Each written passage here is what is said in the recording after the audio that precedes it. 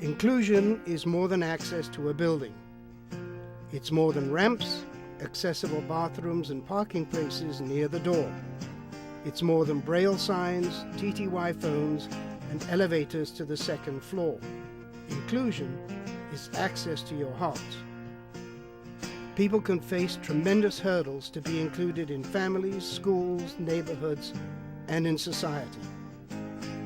You will meet 3 extraordinary people who haven't given up on their dreams for inclusion. With help from the Advocacy Center, they're now realizing those dreams. Before the stroke, I worked for waste management. I drove a garbage truck for about 17 years. I was a pretty productive member of society. I was one of the first drivers back after Katrina.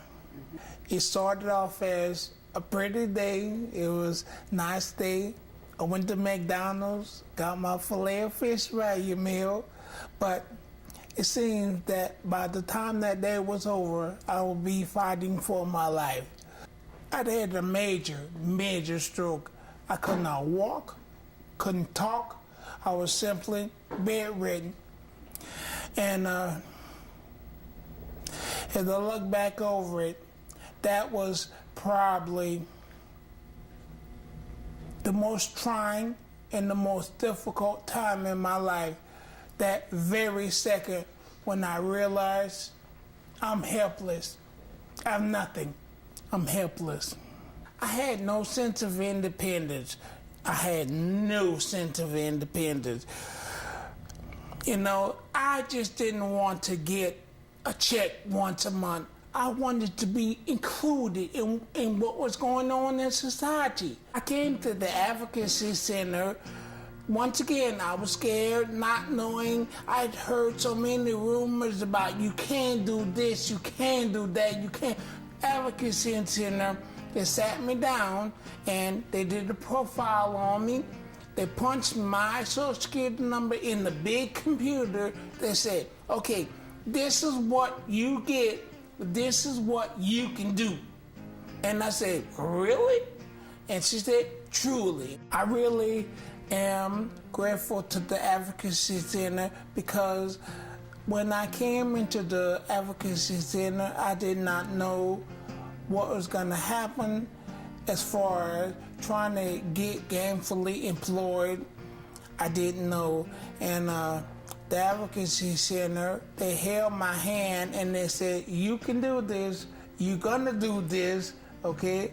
You know, and I just want to thank everybody there that helped me. I have a progressive form of multiple sclerosis. Unlike the more common forms, instead of having relapses and going into remission, my form just continually, progressively gets worse. My sister stayed with us for about 3 years, and eventually she was ready to move back into her own place. So as she was moving back home, I contacted my case manager and asked for a reassessment. And the day she was supposed to come out, she called me back and said that her manager told her that I could not do a reassessment at that time. So I asked for an appeal of that decision, and her boss told me that I couldn't appeal anything at that point. At that point, I called the Advocacy Center and tried to explain my situation to intake. They were very kind. She got all the details and said that she'd submit that to somebody, one of the attorneys that worked for the Advocacy Center. Luckily enough, I got Ms. Peller, and we started the process of her speaking. It was quite a long process at that, too. I believe she started with the case management team.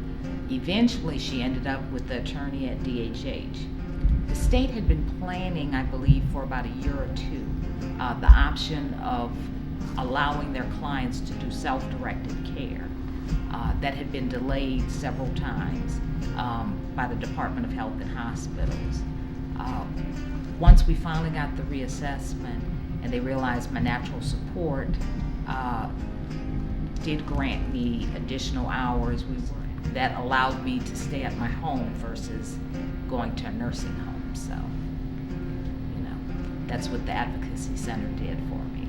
My name's Chase Treadway. I am a spinal cord injury patient, or I guess survivor, or whatever you might call it.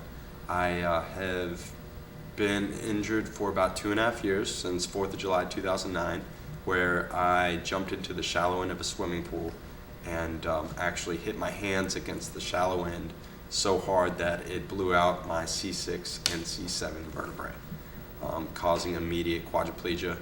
And it took me a lot of time to get over the two or so year period of just the grievance period. And after I decided to stop feeling sorry for myself and realize that there is more life out there, I started actually sticking to my ideas and my dreams and saying, hey, just because I have some wheels and limited mobility doesn't mean I can't do what everybody else might do. I can just do it differently.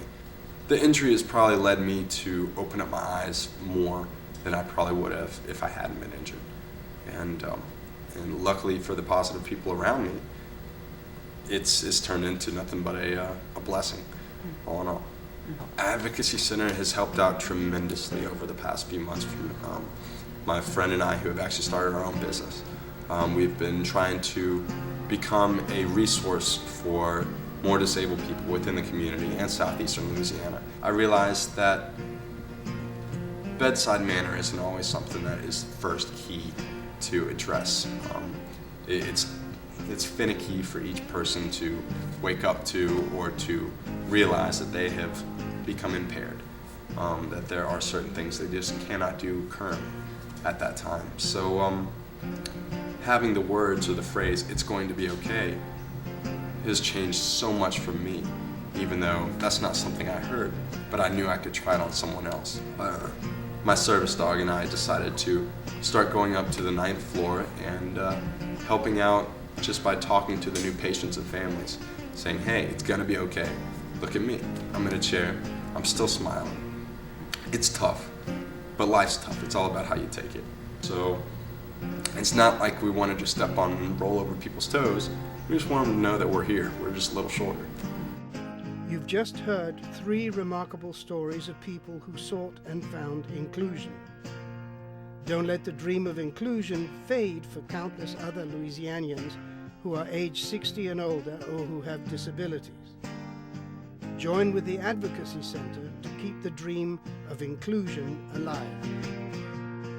When you can't find the light that guides you on a cloudy day, when the stars ain't shining bright, it feels like you lost your way. When the candle lights of home burn so very far away, well, you gotta let your soul shine, just like my daddy used to say. He said, soul shine, it's better than